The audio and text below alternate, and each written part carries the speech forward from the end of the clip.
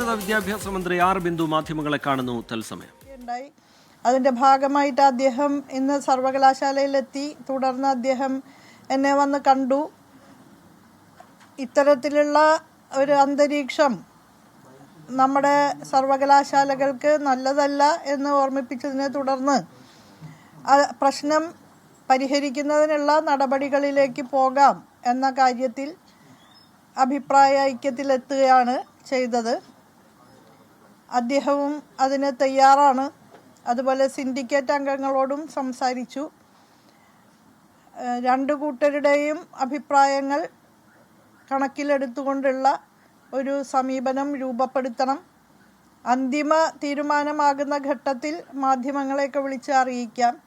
ഇപ്പോൾ സിൻഡിക്കേറ്റ് അടിയന്തരമായി വിളിക്കണം പ്രശ്നപരിഹാരത്തിനായിട്ട് എന്ന കാര്യത്തിൽ ഒരു തീരുമാനമുണ്ട്. അത് അറിയിക്കുകയാണ്. വി സിയും സിൻഡിക്കേറ്റും അതിന് തയ്യാറാണ്. ഏറ്റവും പെട്ടെന്ന് തന്നെ സിൻഡിക്കേറ്റ് വിളിക്കണം എന്നുള്ള നിലയിലുള്ള നിർദ്ദേശമാണ് വി സിക്ക് നൽകിയിട്ടുള്ളത്. അദ്ദേഹം സിൻഡിക്കേറ്റ് വിളിക്കാതെ തർക്കം പരിഹരിക്കാൻ പറ്റില്ലല്ലോ. ഏറ്റവും പ്രധാനപ്പെട്ട കാര്യം ഇതിൽ രജിസ്ട്രാർ അനിൽകുമാറിന്റെ സസ്പെൻഷനാണ് ഏറ്റവും നിലവിൽ ഏറ്റവും പ്രധാനപ്പെട്ട പ്രതിസന്ധി. ഇക്കാര്യത്തിൽ സർക്കാരും സിൻഡിക്കേറ്റ് ഒരുവശത്തും ബി സി മറുവശത്തുമാണ് വിരുദ്ധമായ നിലപാട് രണ്ടു കൂട്ടർക്കും ഉള്ളത്. എങ്ങനെയാണ് ഈ രജിസ്ട്രാർ അനിൽകുമാറിന്റെ സസ്പെൻഷനുമായി ബന്ധപ്പെട്ടുള്ള പ്രശ്നം എങ്ങനെ പരിഹരിക്കാൻ കഴിയുമെന്നാണ് ഉദ്ദേശിച്ചത്? അത് പരിഹരിക്കാനുള്ള ശ്രമമാണ് നടത്തുന്നത്. രണ്ടു കൂട്ടരായിട്ട് ഒന്നാം ഘട്ട ചർച്ച കഴിഞ്ഞു. ഇനി സിൻഡിക്കേറ്റ് വിളിക്കും മുമ്പ് അതിലൊരു അഭിപ്രായ ഐക്യത്തിലേക്ക് കൊണ്ടുവരാനാണ് പരിശ്രമിക്കുന്നത്. ഫോർമുല ഒന്നും പ്രപ്പോസ് ചെയ്തിട്ടില്ല. അത് ചർച്ചകളിലൂടെ ഉരുത്തിരിഞ്ഞു വരുള്ളൂ. എന്തായാലും ആർക്കും ഇക്കാര്യത്തിൽ ഒരു പ്രയാസം ഇല്ലാത്ത വിധത്തിൽ അത് പരിഹരിക്കാനുള്ള ശ്രമമാണ് ഇപ്പോൾ നടത്തുന്നത്.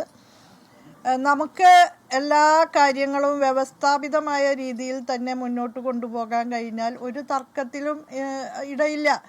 എഴുതി വയ്ക്കപ്പെട്ട നിയമങ്ങളുണ്ട്. ഞാൻ നേരത്തെ തന്നെ എപ്പോഴും പറയാറുണ്ടല്ലോ, നമുക്ക് ആക്റ്റും സ്റ്റാറ്റ്യൂട്ടും ഒക്കെയുള്ള സർവകലാശാലകളാണല്ലോ. അവിടെ ഓരോ പോസ്റ്റിലുള്ളവർക്കും എന്താണ് ഉത്തരവാദിത്തങ്ങൾ, എന്താണ് കടമകൾ, എന്താണ് അവകാശങ്ങൾ എന്നൊക്കെ വ്യക്തമായി നിർവചിച്ചിട്ടുണ്ട്. ആ ഫ്രെയിംവർക്കിനകത്ത് നിന്ന് എല്ലാവരും പ്രവർത്തിച്ചാൽ യാതൊരു വിധത്തിലുള്ള പ്രശ്നങ്ങളും ഉണ്ടാകില്ല. അപ്പോൾ നമുക്ക് ബ്ലാക്ക് ആൻഡ് വൈറ്റിൽ എഴുതി രേഖപ്പെടുത്തപ്പെട്ട ചട്ടങ്ങളും നിയമങ്ങളും ഒക്കെ ഉള്ള നിലയ്ക്ക് അതിനെ ആധാരമാക്കി തന്നെ നമുക്ക് പ്രശ്നങ്ങൾ പരിഹരിക്കാൻ ശ്രമിക്കാം എന്നുള്ളതാണ് വി സിയോടും സിൻഡിക്കേറ്റിനോടും പറഞ്ഞിട്ടുള്ളത്. അല്പം സിൻഡിക്കേറ്റ് അംഗങ്ങൾ മീഡിയ കണ്ടിരുന്നു. അവർ പറഞ്ഞത് രജിസ്ട്രാർ എപ്പോഴും അനിൽകുമാർ തന്നെ എന്നാണ് പ്രതികരിച്ചത്. അതായത് ആ നിലപാടിൽ മുന്നോട്ട് പോയിട്ടില്ല.